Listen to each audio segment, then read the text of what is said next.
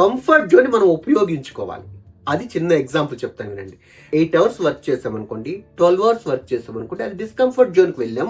మళ్ళీ రెస్టింగ్ కోసం ఎక్కడికి వస్తాం? కంఫర్ట్ జోన్కి వస్తాం.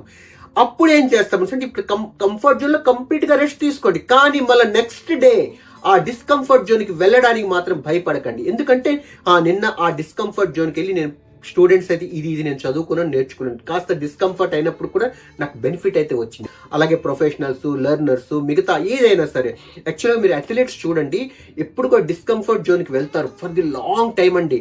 కేవలం ఒక 15 సెకండ్ల పర్ఫార్మెన్స్ కోసం వాళ్ళు 15 సంవత్సరాల నుంచి ప్రాక్టీస్ చేస్తుంటారు అనమాట. మనము డిస్కంఫర్ట్ జోన్కి వెళ్ళి కొంత లెర్న్ చేసుకుని కంఫర్ట్ జోన్కి వచ్చి రెస్ట్ తీసుకొని మళ్ళా నెక్స్ట్ డిస్కంఫర్ట్ జోన్కి వెళ్ళడానికి మనం ఎనర్జీ ఎక్కడ సంపాదించాలి? మనకి మనం రీఛార్జ్ చేసుకోవాలి. ఇప్పుడు మొబైల్ ఫోన్ ఉందనుకోండి, మొబైల్ ఫోన్ కంటిన్యూ ఛార్జింగ్ లో ఉన్న మంచిది కాదు, పూర్తి ఛార్జింగ్ లేకపోయినా మంచిది కాదు. దానికి కావాల్సిన ఛార్జింగ్ మనం ఇవ్వాలి. ఆ 1 అవర్ ఏదైతే కంఫర్ట్ జోన్ ఉందో రెస్టింగ్ జోన్ అనమాట. మనకి ఎప్పుడు కూడా ఈ కంఫర్ట్ జోన్ అనేది మనకి మనం రీఛార్జ్ చేసుకోవడానికి పనికి రావాలి. మనకి మనం రీఛార్జ్ చేసుకున్నాం అనుకోండి. ఫ్రెండ్స్, కంప్లీట్ వీడియో చూడాలంటే స్క్రీన్ పైన ఉన్న వీడియో లింక్ పై క్లిక్ చేయండి ప్లీజ్.